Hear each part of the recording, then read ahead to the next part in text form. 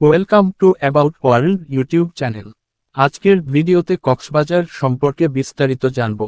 হ্রস্বরিকার কক্সবাজার সমুদ্র সৈকত বঙ্গোপসাগরের কোলঘেঁষায় এক স্বপ্নরাজ্য। বাংলাদেশের দক্ষিণ পূর্ব উপকূলে, যেখানে পাহাড় নেমে এসেছে সমুদ্রের দিকে, সেখানেই কক্সবাজার সমুদ্র সৈকতের জন্ম। এটি শুধু একটি ভূগোলের নাম নয়, বরং এক অমর টান, এক অনুভব, এক নিঃশব্দ ভালোবাসা। পৃথিবীর সবচেয়ে দীর্ঘ প্রাকৃতিক সমুদ্র সৈকত হিসেবে কক্সবাজার শুধুমাত্র বাংলাদেশের নয়, সমগ্র দক্ষিণ এশিয়ার একটি গুরুত্বপূর্ণ পরিচয় হয়ে উঠেছে। প্রতিদিন ভোরবেলায় যখন সূর্যের প্রথম আলো পড়ে বিস্তীর্ণ বালুকাবেলার উপর, তখন সমুদ্র সৈকত জেগে ওঠে এক নতুন জীবনে। ঢেউয়ের ছলা ছলা শব্দ, কাকের ডাক, আর ঝাউগাছের পাতায় বাতাসের দোলা, সব মিলে এক অদ্ভুত শান্তি নেমে আসে। শহরের কোলাহল থেকে দূরে, যান্ত্রিক জীবনের বাইরে দাঁড়িয়ে এখানে যে কেউ হারিয়ে যেতে পারে প্রকৃতির গভীর সৌন্দর্যে। ইতিহাসের ছায়ায় কক্সবাজার। কক্সবাজার নামটির উৎপত্তি ক্যাপ্টেন হিরাম কক্সের নাম থেকে। তিনি ছিলেন ব্রিটিশ ইস্ট ইন্ডিয়া কোম্পানির একজন কর্মকর্তা, যিনি বার্মা থেকে বিতাড়িত রাখাইন জনগোষ্ঠীকে এখানে পুনর্বাসন করার দায়িত্বে নিযুক্ত ছিলেন। তার উদ্যোগে এই অঞ্চলের শান্তি, স্থায়িত্ব এবং বসতি গড়ে উঠতে থাকে। তার স্মৃতিতে গড়ে ওঠা কক্সের বাজার পরবর্তীতে কক্সবাজার নাম ধারণ করে।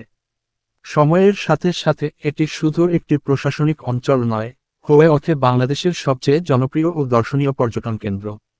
সমুদ্র সৈকতের বিস্তৃতি ও বৈচিত্র্য। কক্সবাজার সমুদ্র সৈকতের অনন্য বৈশিষ্ট্য এর অবিচ্ছিন্নতা।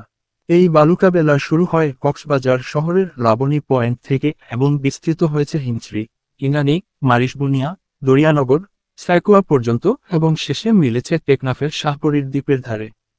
পুরো এই অঞ্চলের প্রতিটি সৈকতের আলাদা রূপ, আলাদা সৌন্দর্য। লাবণী সৈকত শহরের কেন্দ্রস্থলে অবস্থিত হওয়ায় সবচেয়ে জনপ্রিয়।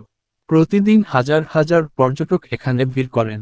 সৈকতের পাশে সারি সারি ঝাউগাছ, নৌকো, ঘোড়ার দৌড়, নারকেল পানি বিক্রেতা, সব মিলিয়ে যেন একটি জীবন্ত চিত্রপট। হিমছড়ি যেন এক স্বপ্নপুরী। এখানে পাহাড় আর সমুদ্র পাশাপাশি হাত রেখে দাঁড়িয়ে আছে। পাহাড়ের উপর থেকে সমুদ্র দেখার অনুভূতি, নিচের জলপ্রপাতের শব্দ এবং বনাঞ্চলের নিঃশব্দতা, এক অপূর্ব অভিজ্ঞতা। ইনানি সৈকত বিখ্যাত তার পাথুরে বেলাভূমির জন্য। পাথরের উপর ঢেউ এসে পড়লে এক অপার্থিব সৌন্দর্য সৃষ্টি হয়।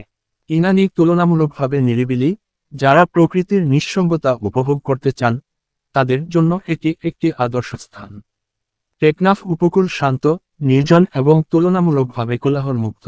এখান থেকে মিয়ানমারের পাহাড়ের রেখা দেখা যায় পরিষ্কার দিনে। আর শাহপরীর দ্বীপে গিয়ে মনে হয় যেন পৃথিবীর একেবারে শেষ প্রান্তে চলে এসেছি। সমুদ্র সৈকতের জীববৈচিত্র্য। কক্সবাজার শুধু বালু আর জলরাশির সৌন্দর্যে সীমাবদ্ধ নয়। এখানে রয়েছে বহু রকমের সামুদ্রিক জীববৈচিত্র্য।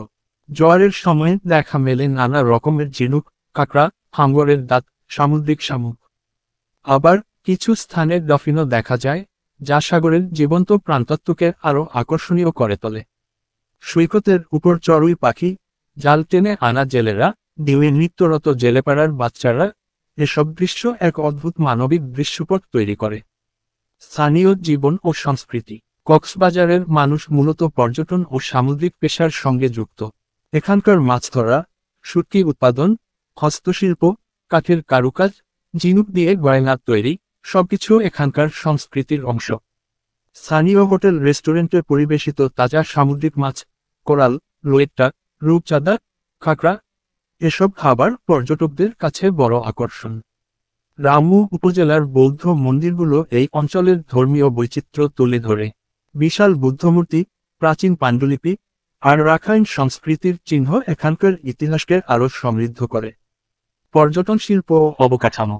বছরের প্রতিটি মৌসুমে কক্সবাজারের পর্যটকদের ঢল নামে। হানিমুন কাপল থেকে শুরু করে শিক্ষা সফর, পরিবার ভ্রমণ থেকে অফিস ট্যুর, সব ধরনের পর্যটকদের কাছে কক্সবাজার একটি প্রিয় গন্তব্য। এই পর্যটন চাহিদার সঙ্গে তাল মিলিয়ে গড়ে উঠেছে শত শত hotel, motel, resort, guest house.